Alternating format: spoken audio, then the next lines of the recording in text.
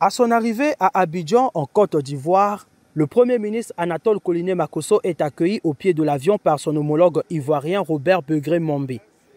Accolades chaleureuses et salutations fraternelles, un aquaba sincère marque le début de cette visite officielle.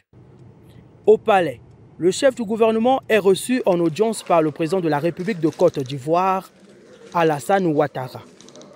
Les échanges ont porté sur plusieurs dossiers d'intérêt commun, dont la coopération bilatérale, la stabilité sous-régionale, ainsi que la remise d'un message personnel du président Denis Sassou Nguesso. Anatole Koliné Makosso dit être venu s'abreuver à la sagesse africaine.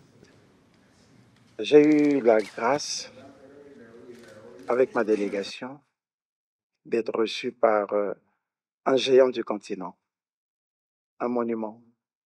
Vous voyez, pour nous qui avons la grâce d'avoir encore à la tête de nos États des géants d'une certaine expérience, qui ont connu l'Afrique dans tous ses États, devons savoir exploiter leur richesse, exploiter leur sagesse, pour être sûrs d'affronter les épreuves que nous connaissons dans nos pays, au sein du continent et à travers le monde, avec beaucoup de sérénité, avec beaucoup de lucidité.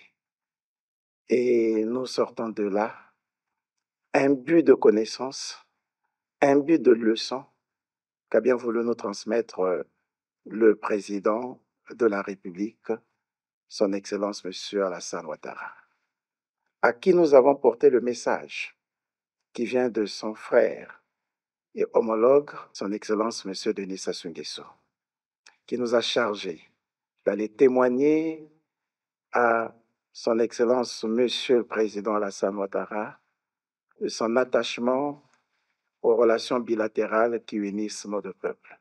L'occasion a été saisie pour évoquer les similitudes entre les crises d'hier et celles d'aujourd'hui. Nous avons saisi cette occasion pour dire au président que nous nous retrouvons aujourd'hui dans des circonstances comme celles que les peuples africains ont connues dans les années 80, avec cette adresse du président Houphouët-Boigny, c'était le 25 octobre 1986, lorsqu'il voyait pointer à l'horizon les crises multidimensionnelles à travers le monde et qui pourraient mettre l'Afrique en difficulté. Le président Houphouët-Boigny avait appelé l'élite et l'ensemble des acteurs politiques à la retenue, à la lucidité, et qu'il fallait que ces élites se préparent à gérer en toute sérénité, en toute lucidité, les situations qui allaient advenir. Aujourd'hui, c'est sensiblement dans le même contexte que nous nous trouvons et nous saluons le propos du président Alassane Ouattara, qui estime qu'au regard de ce que nous sommes en train de subir à travers le monde, il nous faut toute raison garder, faire preuve de responsabilité et laisser le devoir, le sens du devoir, continuer à guider nos actions. Car quand se déchaîne la tempête qui peut jeter le désarroi, sinon le doute, quelque juste que soit la voie choisie par un peuple, rien ne vaut un équipage cohérent.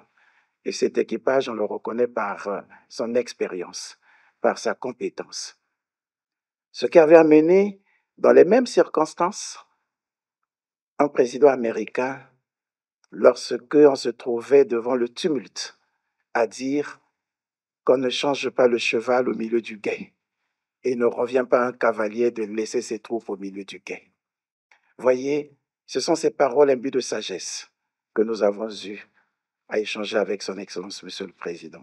Depuis plusieurs jours, Anatole Koliné Makosso enchaîne les visites officielles. Véritable VRP du Congo, il multiplie les rencontres avec les chefs d'État et de gouvernement du continent dans une dynamique de renforcement des liens de coopération et d'amitié. L'accueil réservé à la délégation congolaise à Abidjan vient une fois de plus confirmer la reconnaissance dont jouit la diplomatie congolaise. Le Premier ministre s'emploie avec constance à transmettre fidèlement le message du chef de l'État.